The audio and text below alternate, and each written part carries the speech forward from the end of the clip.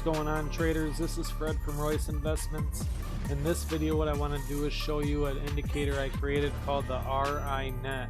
Now this is based on EMAs and SMAs to give you a combined net indicator that I call it. So you would treat it just like if there was a net above you or below you. If you're below the net and you're trying to climb out of your hole that you're in, you're going to have a hard time getting out because of that net above you.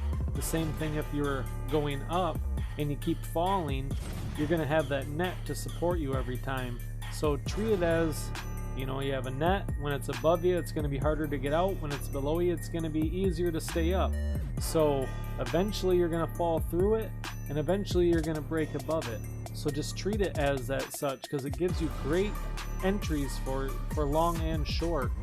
Like LMT on Friday, we had it where we keep hitting this net and we reject it. Just gives you clean entries. Clean entry. So it rejects it here, before at the end of the day it finally breaks through it.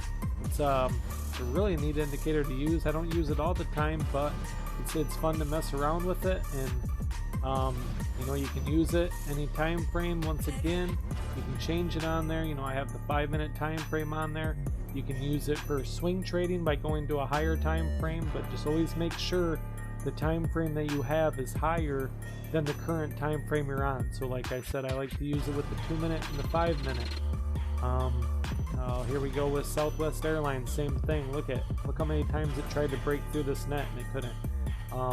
Just right at open, you had that volatility spiking around before it finally decided to close under the net, and then it could not get back out of it.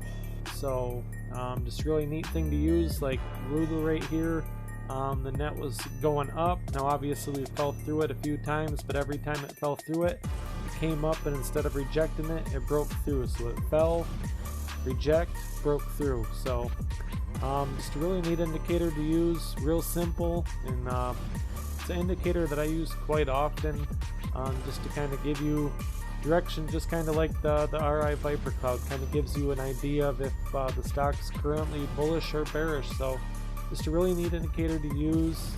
You got IWM here, fell through it, broke through it, and then stayed above it. So just a really neat indicator to use, something real simple and fun.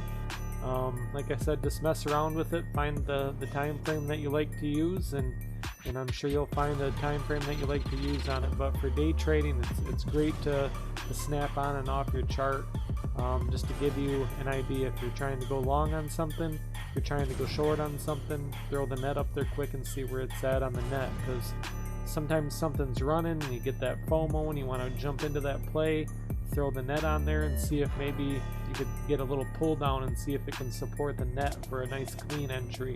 Or if you want to short something and it's trying to it's falling down hard, see if you can get a pullback to that net before you drop it. So for instance, on the FDX here, it's right over here, you're looking at this, you want to jump in this play to go short.